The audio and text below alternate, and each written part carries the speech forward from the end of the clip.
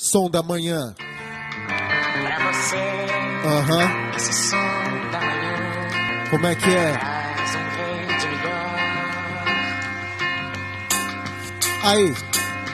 Somos mudança na prática e não promessas mentirosas de políticos corruptos que só miram as notas. Somos reforma que repara toda a deforma. A antiga forma não condiz com a nova forma. A revolução é de dentro pra fora. Dificilmente muda enquanto não enxergar que está ótica. A guerra não é santa, nem muito menos traz paz. A arte da outra face é mais eficaz. Irmão contra irmão só rende pop pros jornais. Sugiro darmos as mãos como filhos do mesmo pai. Na rota de colisão estamos desde quando nascemos. A diferença é que escolhemos armas não letais. Pacificador ou opressor, a escolha é simples. Na história que escrevemos somos Hitler ou Luther King. Pra alguns a vida é um ringue, mas a firma é um campo missionário. Cada gota de esperança coloca a morte em atraso. Pra você, esse som da manhã.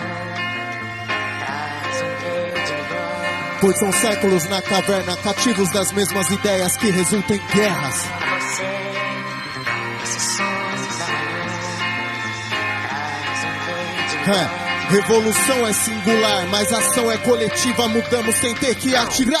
Crime é ignorar que a violência toma não só o país, mas também todo o planeta. Tornaram nossa semelhança obsoleta e fizeram das diferenças um muro em cada fronteira. E assim milhares naufragam nos mares, desamparados sem oportunidades para recomeçar e construir novos lares. Não há progresso se não existe humanidade.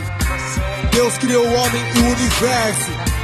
Um sem o outro são incompletos, mas segue a desordem e o regresso por conta do individualismo e os seus anexos. Loucura diante da luz e da unidade proposta pelo arquiteto que também é a base. Não assusta o grito histérico dos covardes. Selma, pacífica luta por igualdade. Pra você, esse som da manhã. Yeah. Traz um verde melhor. Pois são séculos na caverna, cativos das mesmas ideias que resultam em guerras. Pra você, esse som da manhã.